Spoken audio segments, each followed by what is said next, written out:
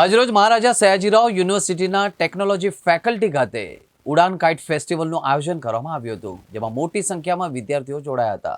આજરોજ મહારાજા સયાજીરાવ યુનિવર્સિટીના technology faculty ખાતે ઉડાન કાઇટ ફેસ્ટિવલનું આયોજન કરવામાં આવ્યું હતું, જેમાં મોટી સંખ્યામાં વિદ્યાર્થીઓએ પતંગ ચડાવી હતી અને ગરબાની રમઝટ પણ માણી હતી. સાથે સાથે વિદ્યાર્થીઓ ચાઇનીઝ દોરા ઉપર પ્રતિબંધ મૂકવામાં આવ્યો છે તેનું પણ ધ્યાન રાખવામાં આવ્યું હતું અને સેફટી સાથે આ ઉત્તરાયણ પર્વનું આયોજન કરવામાં આવ્યું હતું, જેમાં ટેકનોલોજી ફેકલ્ટીના ડીન ડૉક્ટર ધનેશ પટેલ દ્વારા આ કાર્યક્રમમાં ખૂબ જ ઉત્સાહથી વિદ્યાર્થીઓ વિજવે તેના માટે વિદ્યાર્થીઓનો આભાર પણ વ્યક્ત કર્યો હતો.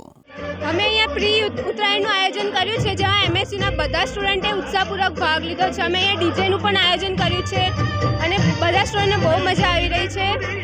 અહીંયા અમે ચાઇના દોરીનો યુઝ નથી કર્યો, જેનાથી પશુ પક્ષીઓને પણ કોઈ નુકસાન નહીં થાય. કેટલા લોકો ભાગ લીધો છે? આમાં એમએસસીના બધા સ્ટુડન્ટે, બધા બહારથી પણ આવ્યા છે, બધાએ ભાગ લીધો છે. આપણે વડોદરા સંસ્કારી નગરીમાં ટેકનોલોજી ફેકલ્ટી સાથે આપણે પતંગ મહોત્સવનું આયોજન કરેલ છે. એ સંપૂર્ણપણે છોકરા અને ટેકનોલોજી ફેકલ્ટીના ડીન અને હાલના ઇન્ચાર્જ આપણે ધનેશ પટેલ સર, જે વાઇસ ચાન્સલર હમણાં જ ઇન્ચાર્જ તરીકે મુકાણા છે, એમના સર્વ સંપૂર્ણ સહકારથી આ ઇવેન્ટનું આયોજન થયેલ છે.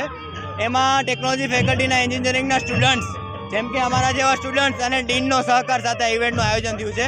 આ ઇવેન્ટમાં મેઇન અમારો પર્પઝ એ છે કે પશુ પંખીઓને કોઈ હાનિ ના પહોંચે અને આ ફંક્શનમાં કોઈ ચાઇના દોરી કે કોઈ એવી દોરી જેનાથી કોઈને હાનિ પહોંચે એવી દોરીનો યુઝ નથી થયો અને બધા જ છોકરા દ્વારા ઇવેન્ટનું આયોજન થયું છે.